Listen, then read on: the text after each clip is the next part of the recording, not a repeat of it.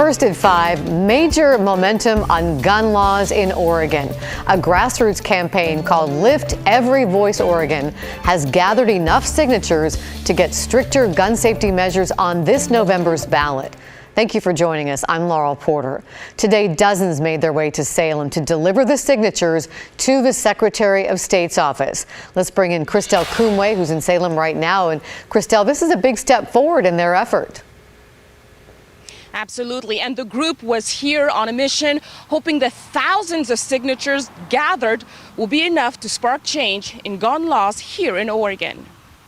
At Northeast Portland's Augustana Lutheran Church Friday, lift every voice and sing. A group made up of students and faith leaders, Muslim, Hindu, Buddhist, Jew, Sikh, Native American spiritual leaders, Christians, and people of just goodwill lifted their voices with a message. Out of that grief, it's been turned into action in Oregon. Reverend Mark Knutson is talking about action against gun violence.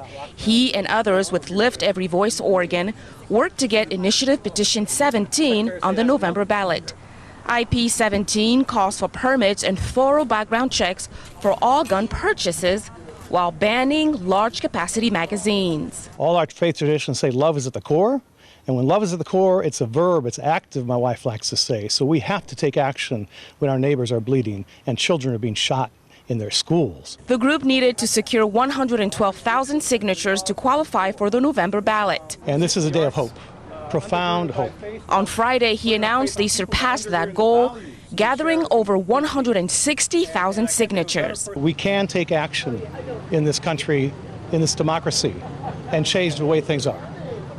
We don't have to wait. We can do it ourselves as citizens. The group boarded a school bus Friday from Portland to Salem with boxes on hand filled with signature sheets. The plan, deliver them to the Secretary of State's office. We did it! They rallied across the Capitol and marched arm in arm for the delivery. I know all of these people really well. I consider them good friends, and together I'm really proud of what we've accomplished, and so today is the time to celebrate that. Students, faith leaders, and community members united to turn anger into action. So don't underestimate the basements of a synagogue, a temple, a church, a longhouse, because that's where movements begin, where people are not afraid and they step out in faith and something happens. The state will check the signatures to make sure they are valid. The deadline for that process is August 7th, but it may be done sooner. Laurel? Christelle Kumwe live in Salem for us. Thank you, Christelle. Tonight, flags are flying half-staff in Oregon in honor of former Japanese Prime Minister Shinzo Abe. He died today after being shot at a campaign event in Japan. Oregon Governor Kate Brown ordered the flags lowered, saying in a statement, Prime Minister Abe was much more than a friend of America. He was a passionate advocate of strengthening the U.S.-Japan bond at every opportunity. He deeply valued the work of Japan's diplomatic corps, including ensuring the office in Portland continued its efforts to strengthen regional relationships throughout Oregon. Flags will remain at half-staff through sunset on Sunday. As for the investigation into Abe's murder, police in Japan say the shooter is a 41-year-old unemployed and politically disgruntled man. He shot Abe while the former prime minister was giving a speech supporting a candidate in Japan's upcoming election this Sunday. Authorities say it appears the suspect used a crude homemade gun. It's a shocking event in a country with strict gun laws and where gun violence is extremely rare. In all of 2021, there were only 10 shooting incidents in Japan, resulting in 1 death and 4 injuries. Abe was Japan's longest-serving prime minister. He stepped down in 2020 for health reasons. Abe was 67 years old.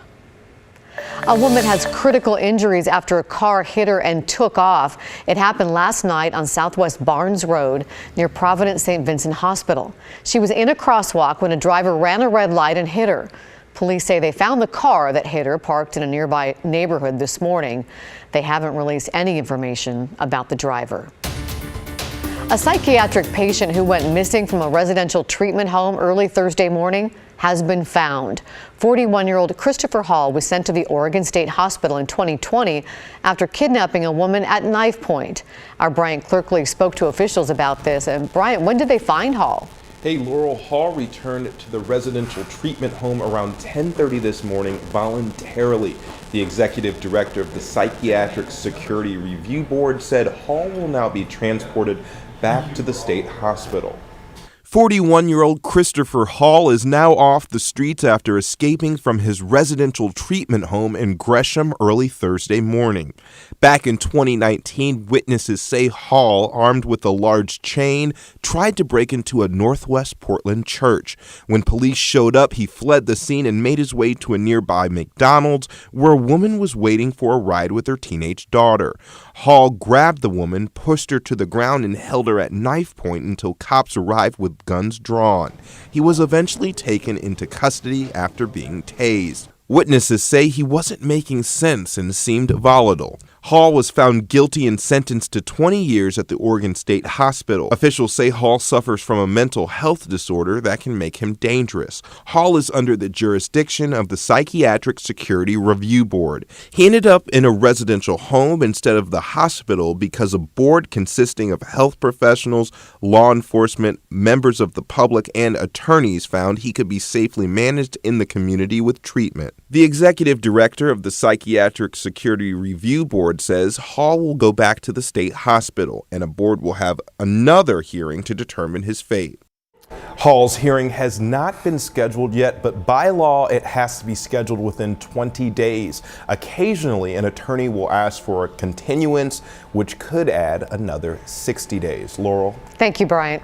U.S. Marshals arrested a fugitive at an Oregon City hotel this morning, and it was quite a wake-up call for a pair of moms visiting from the Seattle area for their daughter's club basketball. The friends were staying at the Clackamas Inn and Suites. A little before 6:30 this morning, they heard two loud booms. That was marshals busting into the room below them. They say the fugitive then jumped out his second-floor window. He was then chased down and arrested. After they felt it was safe, the moms took all these pictures. It was a little scary, honestly, because we saw the fugitive task force. Yes. And so we knew it was really serious, the U.S. Marshals as well. We're like, what is going on? It's something super serious, So we were a little, a little anxious. I can imagine. U.S. Marshals say 31-year-old Jeremiah Wakefield had multiple felony warrants, including escape from the Washington State Department of Corrections. A federal judge sentenced a battleground man to 21 days in prison for his role in the January 6th attack on the U.S. Capitol. Investigative reporter Kylie Boshi listened in on today's court hearing. Kyle? Well, federal prosecutors argue Jeremy Grace was among the very first wave of rioters to enter the U.S. Capitol on January 6th. As part of a plea deal, the battleground man pleaded guilty to a single misdemeanor charge for entering a restricted building. Federal prosecutors shared photos showing Grace and his father, Jeff Grace, just a few feet behind the front line of protesters who pushed back law enforcement protecting the Capitol. Images taken from security cameras show Grace entering the building and then watching another rioter attempt to steal a congressional lectern. Jeremy Grace spoke with the FBI both before and after his arrest.